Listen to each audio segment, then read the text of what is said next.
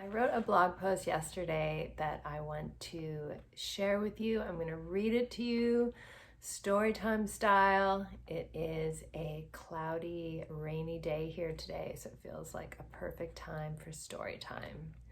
It's called Looking for God in All the Right Places, and it's about my spiritual journey.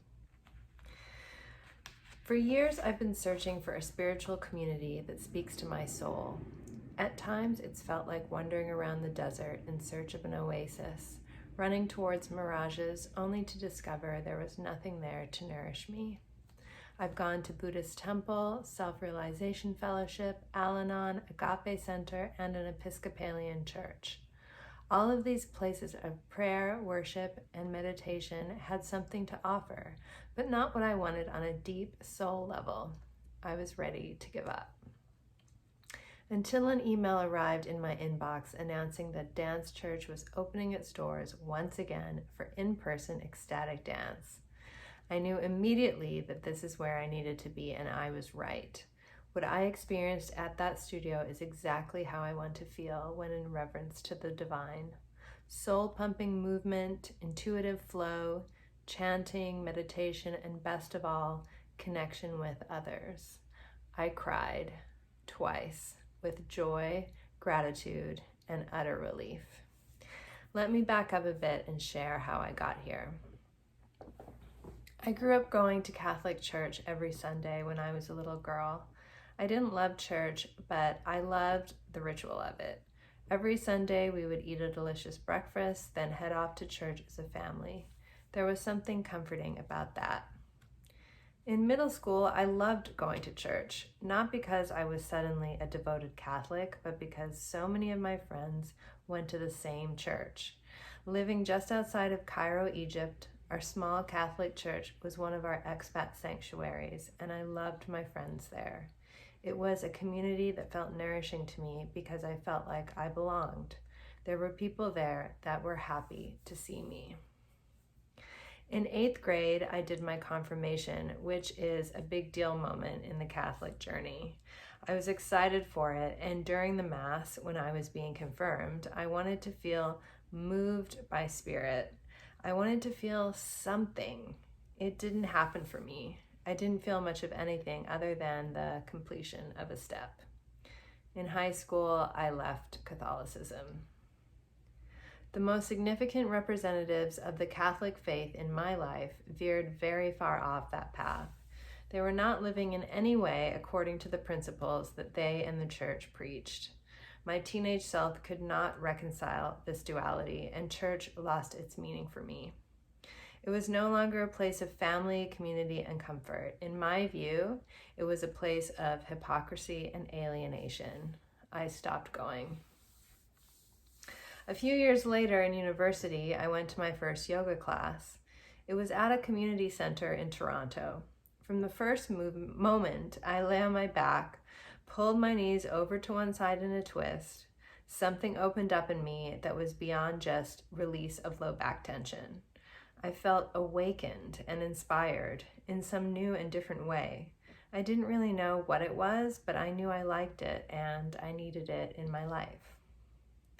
It still took several years and significant life change before I fully committed to practicing yoga on a consistent basis. I was living in Los Angeles, unhappily married, wanting a good workout, and something more. I found it at Center for Yoga on Larchmont Boulevard. Center for Yoga became my refuge, inspired me to take my first yoga teacher training, and saw me through my divorce. It paved the way for a career change as a yoga teacher and Thai massage therapist. For a long time, my yoga practice was my connection to Spirit. Then I wanted more. I wanted to go deeper into meditation, deeper into my understanding of our innate connection to each other and to source energy. Of course, I could practice and study on my own, and I did, but I really wanted to be in community. In my experience, community is what adds flavor and aliveness to spiritual practice. Many spiritual communities added to my learning. I went deeper into my meditation practice, attending Sunday service at a Buddhist temple in LA. then at a 10-day silent meditation at a temple in Thailand. I dipped my toe into the teachings of Paramhansa Yogananda through the Self-Realization Fellowship, but those services never really lit me up. Even Al-Anon was a spiritual refuge for some time, helping me to understand the nature of dysfunction and healthy emotional boundaries. All of this represented learning and growth, yet none of it felt like life force energy. Where was that feeling of joy, bliss, enlightenment? I finally put the puzzle pieces together on the dance floor at an outdoor bar in Trinidad a couple weeks ago. When I hear music that moves me, I move. I cannot help it, and dancing feels so good.